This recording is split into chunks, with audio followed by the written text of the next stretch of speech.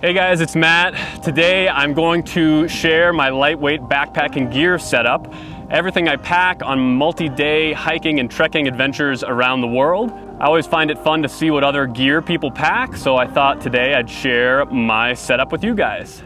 I'm in the mountains of Italy, packed up for a 2-night backpacking adventure. While my gear can change depending on the season, the location, and the length of my trip, my basic setup is the same. First up, my backpack. This is a Gregory Zulu 55-liter backpack. It's really comfortable, super lightweight. They make different sizes. They make a 65-liter of this. I believe there's lower sizes too, like a 40-liter. This webbing helps keep air flowing so your back doesn't sweat. And there's a stretch pocket on the front for stuffing rain gear and enough padding to keep it comfortable on your waist and shoulders.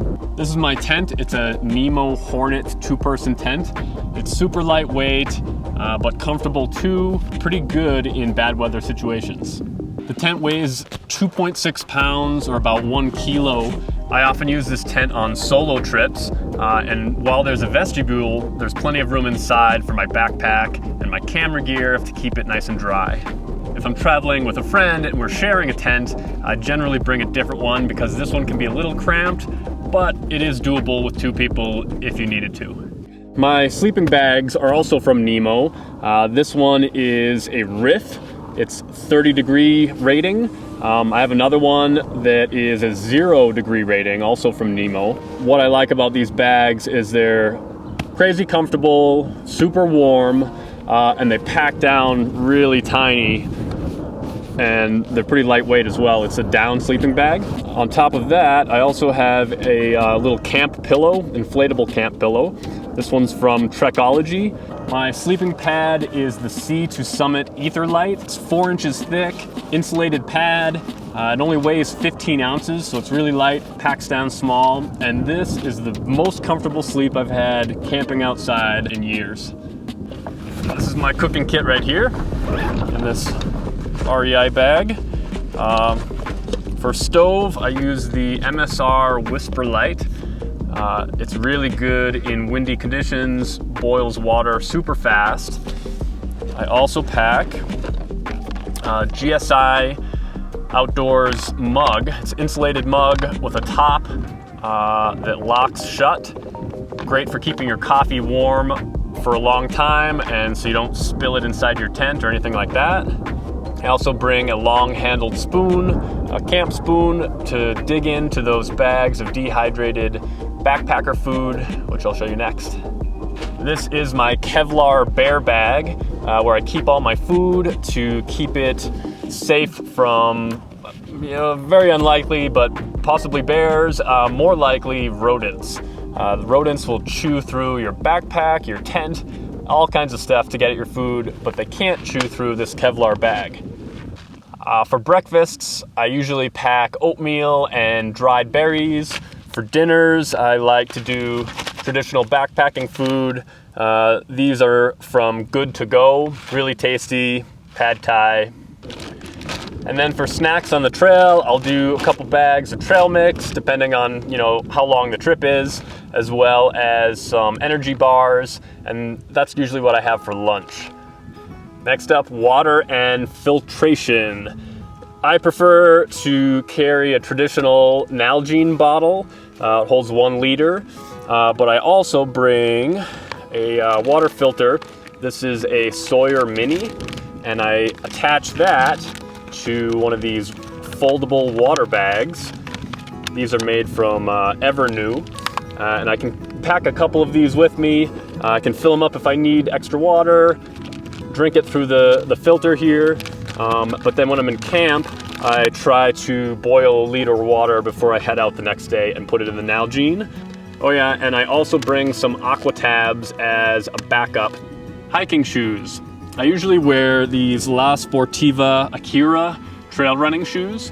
Helps a lot if you're trying to stay light and fast on the trail, but occasionally on bigger backpacking trips in Greenland and Afghanistan that lasts 10 plus days in really rugged conditions, I also own some Scarpa heavy-duty backpacking boots, and I'll wear those in those more extreme situations. I also pack these Luna sandals, trail running sandals, and then these are kind of my camp shoes for at the end of the day. I want to get my hiking sneakers or boots off and let my feet relax a bit. I throw on these sandals for around camp. Clothing. I'm gonna share what I wear on the hike as well as spare clothing. I like to have some lightweight trekking pants.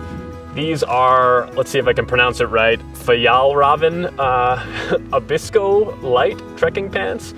They have some zippers on the side for a little air conditioning, but they're really light and tough.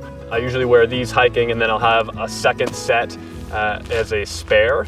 For a shirt, I generally do like a either a merino or a synthetic t-shirt, as well as a zip-up fleece for a mid-layer, and I'll do a backup t-shirt as well. For socks, I'll have one pair of light wool socks while I'm hiking, a second backup pair, and depending on the hike, I possibly will bring a third pair that's a little bit thicker for super cold weather or if I think it's gonna get wet. Underwear, I have one pair on and then a backup pair. This brand is called Sax, and they make really cool, lightweight, breathable boxer briefs, and right now they're my favorite. For warm layers, I usually have a fleece pullover as well as a lightweight down jacket. I may just have one or both depending on the trip. I carry a set of gloves, a thin merino hat, as well as some thermal underwear, very important. And on really cold weather trips, I'll actually bring just a thicker pair or a thin pair and a thick pair, just depends on the trip. For outerwear, I have a waterproof, windproof shell jacket with a hood, as well as waterproof pants that are easy to get into if it starts to rain suddenly. I use Arc'teryx stuff for outerwear, but there's all kinds of different options that are probably a bit cheaper than that. First aid kit. You can buy a pre-made first aid kit, which is what I initially did, and that's why I have this Adventure Medical Kits bag, but I kept the bag and redid the kit custom depending on how many days I'm gonna be out there. But it has the basics, you know, gauze, bandages, Imodium, ibuprofen, rehydration salts, all kinds of stuff. Maybe I'll talk about what's in this bag in a future video. Sun protection. I am super lily white, and I burn really easily, so I always bring a hat, some sunglasses, a buff, which is really handy for not only wind, but also protecting your head from the sun, head and neck, as well as a tube of sunscreen. And my poop kit. Nice little green bag, makes it easy to find. In here I have a lightweight trowel to dig a cat hole, some toilet paper for depending on how long the trip's gonna be, a Ziploc bag to pack out the dirty toilet paper so I don't leave a trace. We have some wet wipes, and then of course, a little tube of antibacterial gel for the hands. Headlamp, this is a Black Diamond Storm, and backup batteries, I just bring one set for the headlamp. It helps to get a headlamp that has a locking feature for the on-off button. That way you can lock it off so it won't turn on by accident in your bag and drain all your batteries. Some sort of knife. I prefer a lightweight hunting knife. This is an Enzo Trapper, but you can also just bring a pocket knife if you want to. Sometimes I'll also bring a small, really small Leatherman juice that I put in my repair bag as like a backup. Speaking of, here's my little repair bag. In here I've got about 50 feet of paracord, a little sewing kit. What else do we have? Some compression straps, zip ties, you never know when these will come in handy, replacement buckle for my waist strap on the backpack, duct tape, again also very handy. What else? A repair kit for my sleeping pad, and some spare Ziplocs or trash bags as well. This is my toiletry kit. In the blue one here, I have things like my toothbrush, toothpaste, a razor, and some natural shaving cream because I do like to shave my head every once in a while on long trips, as well as a lightweight camp towel and washcloth. For navigation, I carry a couple things. This is a Garmin InReach Mini. It's a satellite communicator and GPS device. I can send text messages to my family members. They can send text messages back. It's also an emergency beacon if I fall and break my leg or something on a hike. My main navigation tool though is my smartphone and Gaia GPS, this app that's really handy. You can pre-download an area. Even if there's no signal for your phone, you can still use the GPS in your phone and see all the trails. As a backup, of course, I bring a paper map and a compass. For a fire starter kit, I generally keep it simple.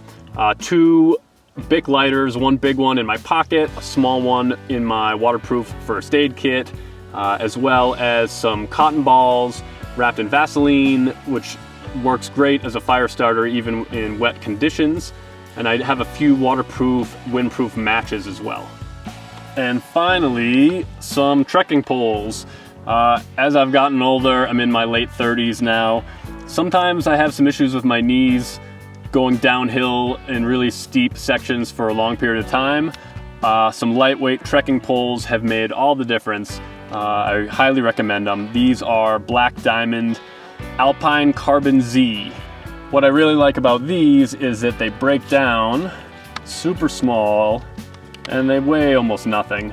And it just helps make my hiking experience a little more comfortable. So how much does all this stuff weigh? Well, my backpack's base weight, which means everything but food, fuel, and water, weighs 20 pounds, and that's about 9 kilos. 20 pounds is considered a lightweight backpacking setup.